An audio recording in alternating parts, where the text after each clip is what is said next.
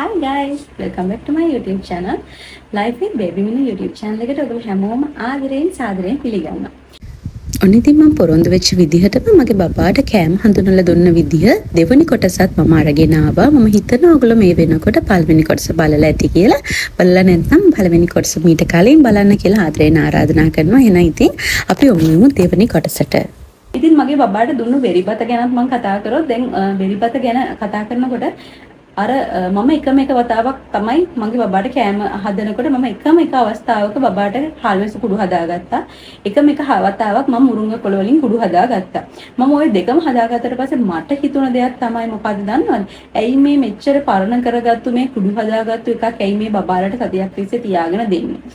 ඔය හොඳට තියෙන ගහක තියෙන මුරුංග කොළ ටිකක් ගෙනල්ලා වේලලා අර හොඳට ෆ්‍රෙෂ් ගතියට තියෙන මුරුංගා ගෙදරට ගෙනල්ලා අර ඒක හොඳටම වේලලා ඒක කුඩු කරලා මගේ බබාගේ කෑමකට දානකොට ඒක එක්ක රහ වෙනස් වෙනවා. අනිත් එක තමයි ඒක මට හිතෙනවා ඒක පරණයි කියලා. ඉතින් මම ඇත්තට මේක කරේ නැහැ. මම ඇත්තටම කියන්න ඕන ඔයගොල්ලන්ට මම මේ කියන්නේ මගේ බබාට මම කන්න දුන්නු දේවල් නේ. ඉතින් ඒ නිසා තමයි මම මේ දේවල් කියන්නේ. මම මේ කිසිම දෙයක් මම විවේචනය කරනවා නෙවෙයි.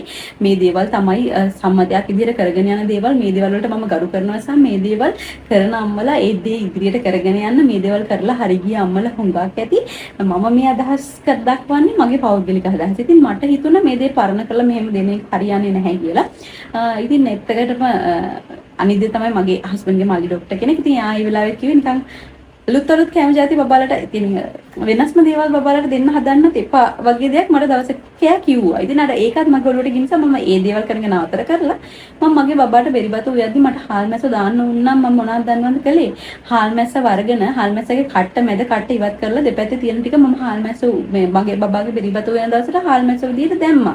මොකද කොහොමවත් බබාගේ බෙරිබත මේ හොඳට මත් ගාලානේ දෙන්නේ. ඉතින් කටු මේකෙන් යන්න විදියක් නැහැ.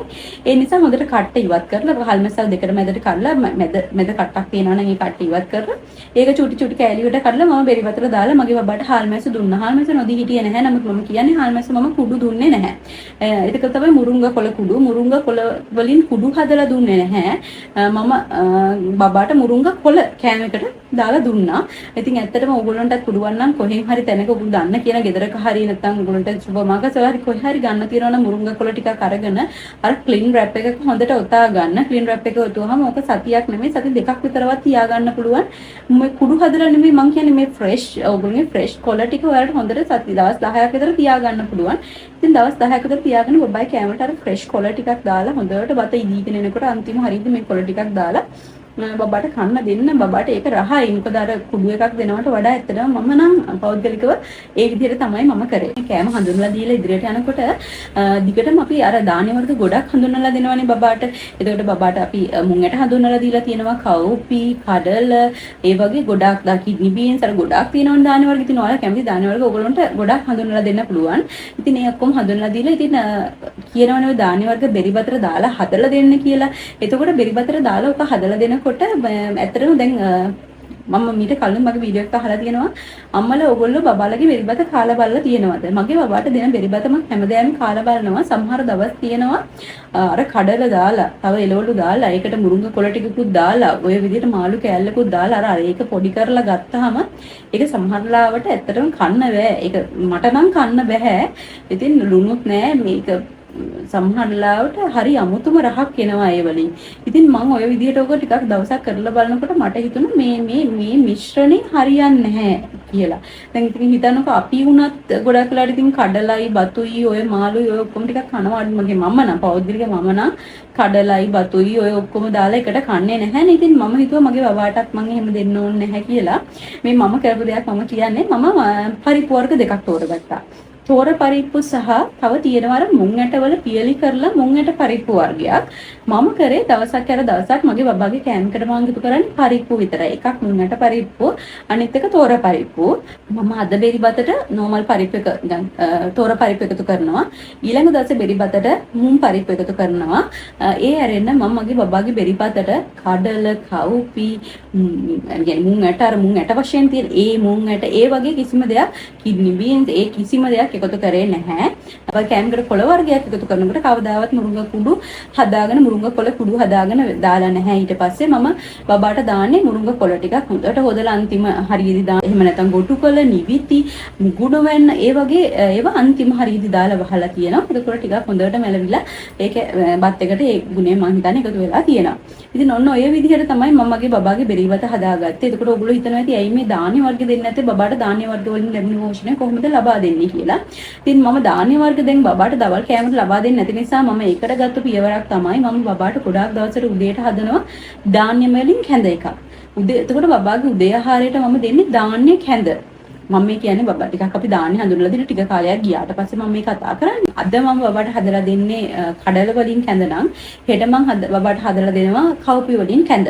දැන් මේක හදාගන්න ක්‍රමය කිව්වොතින් හොඳට කඩල ටික තම්බලා ඒ තම්බපු කඩලවල පොඩි ටික ඉවත් කරගෙන ඒකට හොඳ උපු පොල් කිරි ටිකක් දාලා ඒක හොඳට ක්‍රීම් එකක් වෙනකම් බ්ලෙන්ඩ් කරලා බටර් ටිකක් දාගත්තු පෑන් එකට මේ මිශ්‍රණය හොඳට දාලා හොඳ උපු තලපයක් වෙනකම් නිකන් මම නම් මගේ බබාට තරම් වතුර වගේ ගතියට කවනවා අඩුයි මම ගොඩක් හොඳට උපු තලපයක් වගේ හදලා තමයි බබාට නිතරම හැම දෙයක්ම කැවුවේ මම එතකොට ඔයාලට කව්පි වුණත් ඒ විදිහටම තමයි කරන්න ඕනේ කව්පි ටික තම්බලා ඒකේ පොතු වරින් දෙයක් නැහැ ඒක හොඳට බ්ලෙන්ඩ් කරලා ඒක ඒ වගේ හදාගන්න ගොඩක්ම මම මගේ බබාට දුන්නේ සුදු කව්පි රතු කව්පි වලින් චුට්ටක් ඒ විදිහට හැදුවාම රස වෙනස් එක කන්න අමාරුයි සුදු කව්පි එක රහයි හරිම රහයි කිරි රහක් එනවා ඒක කඩල එකත් අර කඩල කැඳ එකත් හදුවාම හරිම රහයි කිරි රහක් වෙනවා ඉතින් ඊට අමතරව දැන් මම මේ දේවල් මෙහෙම දෙනකොට මම පුංචි වෙනස්කම් මේ වලට සමහර දවස් වලට කරනවා සමහර දවස් වලට කඩලත් එක්ක තව ග්‍රීන් පීස් ටිකක් එකතු කරලා හදනවා. සමහර ලාවට කව්පි එකත් එක්ක ග්‍රීන් පීස් ටිකක් වගේ එකතු කරලා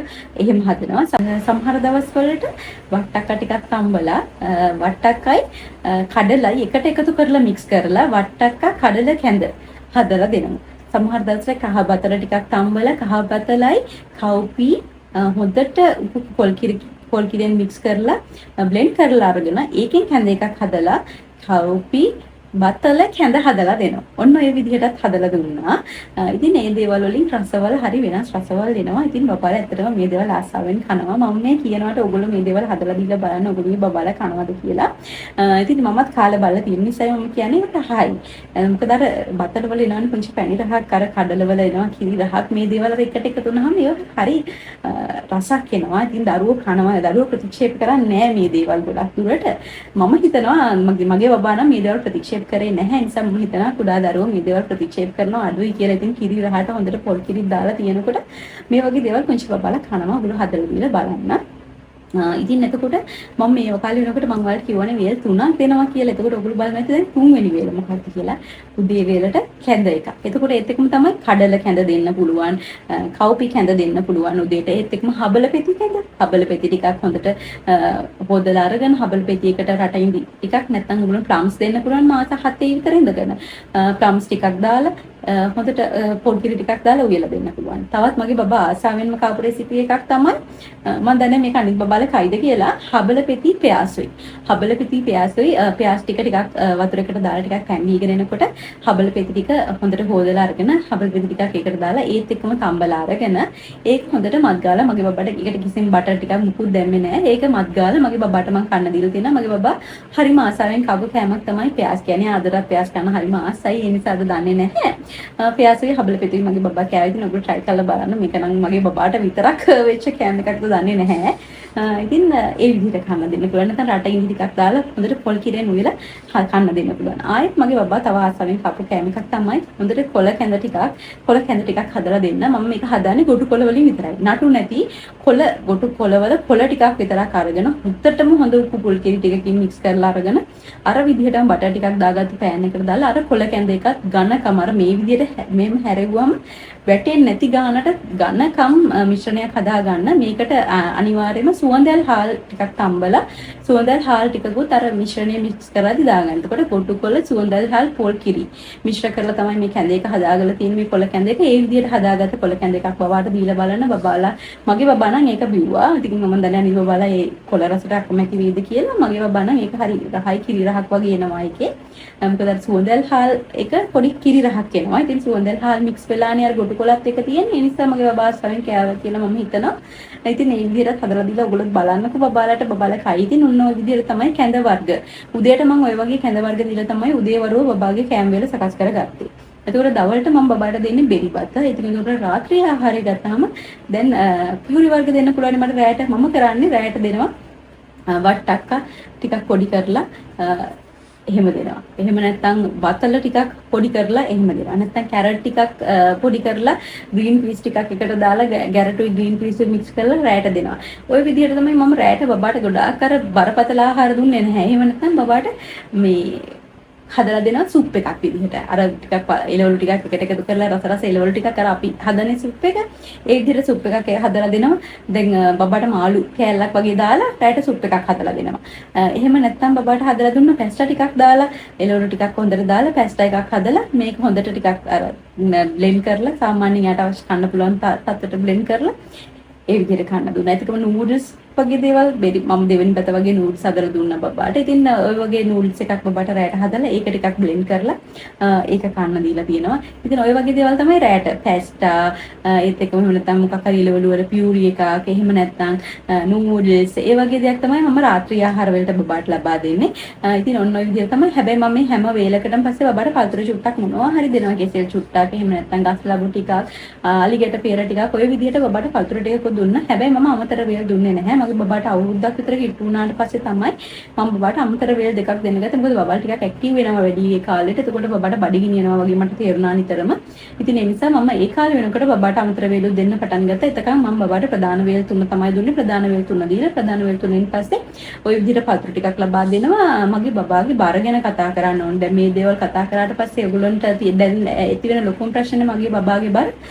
ඉතින් අතරම මම මේ විදිහට කැම ලබා දීලා මගේ බබාට අවුරුද්දක් විතර වෙනකන් මගේ බබාගේ බර මාසෙකට ග්‍රෑම් 300ක් ග්‍රෑම් 600ක් විතර අතර ප්‍රමාණයක් වැඩි වෙනවා. අනික මගේ බබා ඉන්නේ කොළ පාට තීරුවේ. ඒකත් ලා කොළ පාට නෙමෙයි සාමාන්‍ය මධ්‍යස්ථ කොළ පාට තීරුවේ ඉන්නේ සහ එයාගේ උපන් බරට සාපේක්ෂව එයා හරියටම බර එයාගේ වර්ධනය පවත්වාගෙන යන දරුවෙක්.